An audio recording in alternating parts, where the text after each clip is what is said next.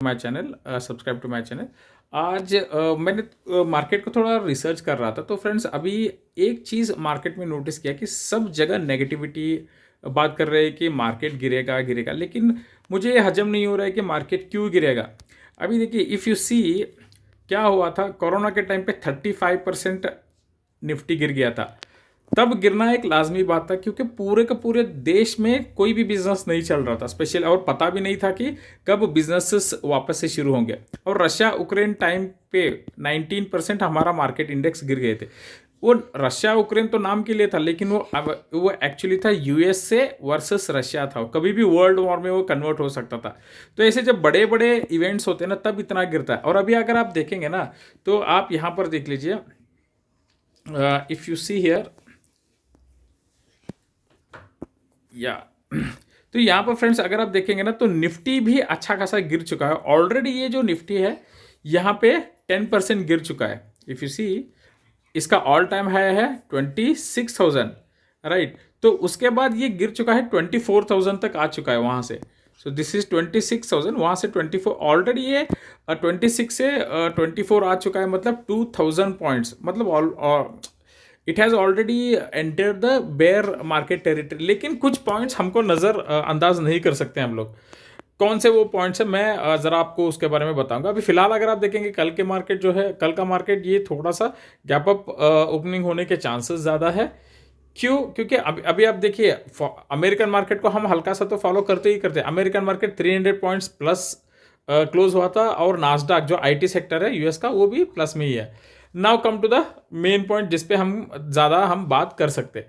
देखिए, सबसे पहला point I will talk about is, आप देखिए कोरोना के टाइम पे क्या हुआ था, मार्केट 35% गिर गया था। तब हमारा एसआईपी कितना आता था, सिर्फ 8,000 करोड़ हर महीना आता था, राइट। अभी हर महीना 25,000 करोड़ एसआईपी द्वारा जाता है, और म्यूचुअल फंड्स में भी जो पैसा आता है सब मिला के 40,000 करोड़ मार्केट में एंट्री होता है। First positive point, okay. Second positive point क्या है फ्रेंड्स, आपने रिसेंटली देखा रहेगा कि बैंक्स में एफडी का रेट कम हो रहा है। Rate in the sense FD का रेट नहीं है, एफडी जो पैसा डिपॉजिट होता था वो कम हो गया, और ज़्यादा पैसा जब म्यूचुअल फंड्स मार्केट में जाने लग गया, इस वजह से जो बैंक्स को पैसा मिलता था वो कम हो गया। इस वजह से आरबीआई ने सीआरआर रेट कम कर दिया, cash reserve ratio.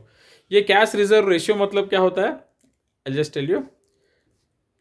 Cash reserve ratio मतलब क्या होता है, हर 1,00,000 रुपए के लिए 5,000 रुपए आरबीआई के पास डिपॉजिट रखना था। अभी उसको 4,500 कर दिया, मतलब 500 रुपीज वापस बैंक्स को दे दिया आरबीआई ने। इस वजह से मार्केट में 1,15,000 करोड़ वापस ज्यादा मिल गया। 1,15,000 करोड़ वापस बैंक्स को मिल गया। पहले क्या होता था, आप इसको थोड़ा सा ध्यान से देखिए। पहले क्या होता था, ये जो 1,15,000 करोड़ होता था, इसके ऊपर आरबीआई सिर्फ 4% तक ही इंटरेस्ट देता था, रेपो रेट के हिसाब से, रिवर्स रेपो रेट के हिसाब से। अभी ये 1,15,000 जब बैंक्स को वापस मिल गया है ना, इस वजह से क्या होता है, बैंक्स इस पैसे को लोन में देगी। और लोन में आपको ही पता है कि बैंक्स कितना रेट चार्ज करती है। जब भी कोई बैंक्स लोन वगैरह देगी, तो कम से कम पर्सनल लोन पकड़ लो, हाउसिंग लोन पकड़ लो, 9% से ऊपर ही रहेगा। तो एडिशनल कम से कम 5% बैंक्स को फायदा होने लग गया 1,00,000 करोड़ पे, राइट। और इसका इम्पैक्ट कैसे कि रिवर जो सीआरआर है, कैश रिजर्व रेशियो, आरबीआई ने कट करके सिर्फ 1 मंथ हुआ है। इसका इम्पैक्ट देखने के लिए कम से कम 2 महीना लगेगा। मतलब मार्च के बाद जो हमारा क्वार्टरली रिजल्ट आएगा ना, तब इसका इम्पैक्ट देख के बैंक निफ्टी, बैंक सारे थोड़ा और ऊपर जाएंगे। ये रहा सेकेंड पॉइंट। पहला था एसआईपी जो ज्यादा बढ़ गया, सेकेंड सीआरआर हो गया। थर्ड पे हम चलते हैं, रेट कट हमने अभी तक नहीं किया है आरबीआई ने, जबकि यूएस ने 3 बार कर दिया है। एक बार 50 बेसिस पॉइंट, सेकेंड बार 50 बेसिस पॉइंट, तीसरी बार 25 बेसिस पॉइंट कर दिया। यूके ने 3 बार कर दिया, यूरोप ने 3 बार कर दिया, चाइना ने 2 बार कर दिया, और आरबीआई ने अभी तक 1 बार भी नहीं किया, विच इज एक्चुअली गुड। हमारे लिए अच्छा ही साबित हुआ, क्योंकि we are crude oil importers है। हम क्रूड ऑयल को इंपोर्ट करते हैं, इस वजह से जब क्रूड ऑयल ऊपर जाता है तो हमको ये नुकसान होता है। यूएस के लिए फर्क नहीं पड़ेगा, क्योंकि यूएस अपना क्रूड ऑयल खुद प्रोडक्शन करता है। लेकिन अभी हमारा जो इन्फ्लेशन था वो 6.2% से आसपास गया था, वापस ये 5.4% आ गया।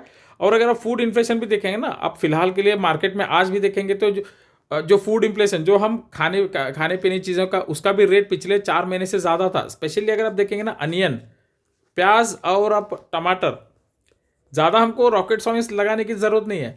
प्याज और टमाटर का भी अगर आप देखेंगे अभी वो भी हल्का सा नीचे आ चुका, विच इज़ एन इंडिकेशन कि अभी कंट्रोल में इन्फ्लेशन आ रहा है, सॉरी, इन्फ्लेशन कंट्रोल में आ रहा है। अभी एक देखेंगे, इसके अलावा अभी क्वार्टरली रिजल्ट्स शुरू हो गए हैं। एफएमसीजी के स्टॉक्स अच्छा नहीं कर रहे थे पिछले क्वार्टर में, लेकिन अभी परसों जो डीमार्ट का रिजल्ट आया ना, तो डीमार्ट का प्रॉफिट बहुत अच्छी तरह से ऊपर जा चुका है। इस वजह से अगर आप देखेंगे ना, डीमार्ट की वजह से इसके साथ साथ बहुत सारे एफएमसीजी कंपनीज भी, मतलब अभी देखिए, ये जो Marico, HUL, Britannia, Nestle, Dabur, Colgate, ये सारे के सारे ग्रीन में थे और ये वापस से ग्रीन में ही कल खुलेंगे। And these will also support the Nifty. ये एक सिनारियो।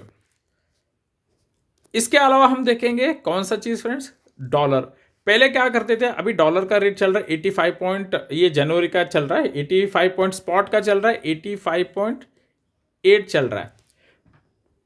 4 महीने पहले ये 84.5 था, मतलब ₹1.5 कम था, ₹1 पकड़ लो आप।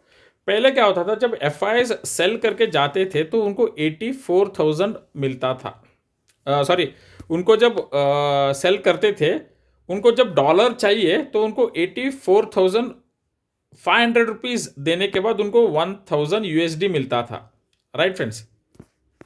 अब क्या हो रहा है, उनको 1,000 रुपये ज़्यादा देना पड़ रहा है, क्योंकि अभी डॉलर का रेट ज़्यादा हो गया। समझ लीजिए कि ये 100 रुपये होगा, तो 100 रुपये होने के बाद जब एफआई सेल करेंगे ना, तो उनको 100 रुपये इंडियन गवर्नमेंट को देना पड़ेगा, आरबीआई को देना पड़ेगा, तब जाके उनको $1,000 मिलेगा। तो एक्चुअली ऊपर का 15 रुपये एफ आई एस के लिए लॉस है। तो एफ आई एस भी अभी अपना सेलिंग उतना नहीं करेंगे जितना उन्होंने अक्टूबर में कर दिया था। ये एक पॉइंट हो गया।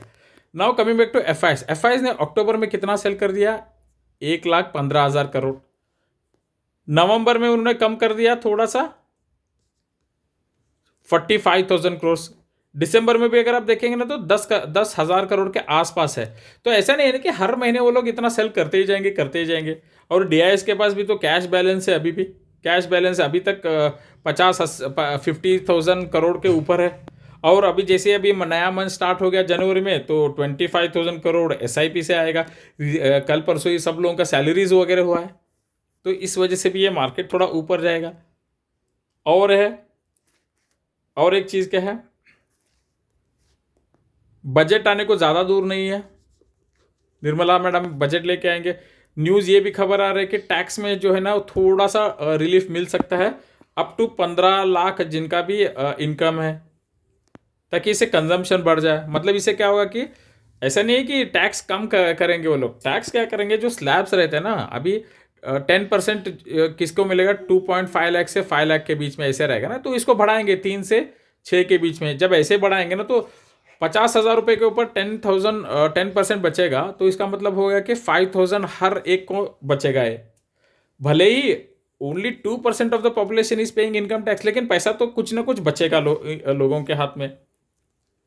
और इसके अलावा क्या है, ट्रम्प साहब ने एक बोला था कि वॉर भी स्टॉप करने का। अभी देखिए ट्रम्प कब आएंगे, ट्रम्प आएंगे 20 जैन को सीट ले लेंगे, फिर उसके बाद वॉर के ऊपर जो भी उनका कहना था, जिस वजह से वो जीत के भी आए, रशिया यूक्रेन वॉर पे भी हस्तक्षेप करेंगे वो, और बोलेंगे कि जो होना था हो गया, अभी बंद करो, ये वॉर बंद करो। मतलब रशिया को ऑर्डर नहीं देंगे, लेकिन यूक्रेन को सपोर्ट करना बंद करेंगे।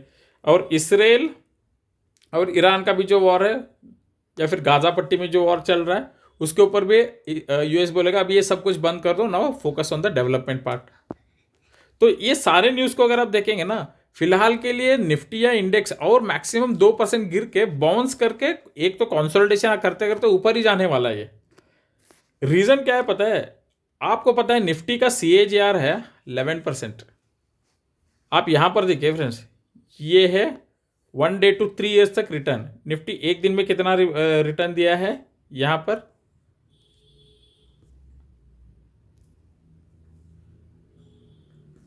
वन डे में माइनस रिटर्न है, 1 वीक में 1% है, 1 मंथ में देखिए माइनस है, ईयर टू डेट मतलब वही जनवरी से, वही 1 साल में देखेंगे ना निफ्टी का रिटर्न आ गया 11%। ऑल टाइम CAGR निफ्टी का है ही करीब 12%, तो उसके आसपास ही है ये। तो अभी ज़्यादा गिरेगा नहीं, 3 ईयर का भी अगर आप देखेंगे ना तो 36%, मतलब 12% हर साल का हो गया ये। वही ये निफ्टी हमेशा 11% से लेकर 14% के आसपास ही घूमता रहता है। अभी जब ऑल टाइम हाई पे था तब ये 14% CAGR आ गया था, अभी थोड़ा नीचे आएगा तो 10% के आसपास आएगा, तो अभी ज़्यादा गिरेगा नहीं। ये एक एनालिसिस मिल के आया, क्योंकि मैंने अभी आपको बताया बहुत सारे पॉइंट्स क्या क्या हमने कवर कर दिया। SIP हमको मिल रहा है, CRR रेट कट हो गया, इस वजह से 1,15,000 करोड़ मिल गया। इंटरेस्ट रेट कट हो सकता है, पूरी US UK सब लोगों ने कट कर दिया। बजट ट्रम्प का रिजल्ट्स भी हमारा अच्छा आना चालू हो गया, तो वॉर भी स्टॉप हो गया। लेट्स सी अभी इसका इम्पैक्ट क्या होगा मार्केट में, हम देखेंगे। मैं तो इसको बाय ऑन डिप्स करने वाला, जितना भी गिरने दो, जितना रहेगा वो अभी डाल इन्वेस्ट कर सकते हैं, क्योंकि अभी ये जो इंडिया है ये 2020 वाला इंडिया नहीं है कि FIs ने सेल कर दिया तो मार्केट गिरेगा। जितना FI सेल करेंगे उससे ज़्यादा बाइंग करने की कैपेसिटी भी है इनके पास, DIs के पास। सिर्फ 1 महीना चला गया तो 40,000 करोड़ वापस से आ गया। कोरोना के टाइम पे कितना सेल हुआ था पता है फ्रेंड्स? 2 लाख करोड़ FIs ने सेल किया था, उसके साथ साथ DIs ने भी सेल किया था, लेकिन तब गिरा था इंडेक्सेस 35%। ठीक है फ्रेंड्स, देखते हैं क्या होगा। चैनल को सब्सक्राइब करिए, लाइक करिए। We will follow the channel tomorrow, we will follow the market tomorrow.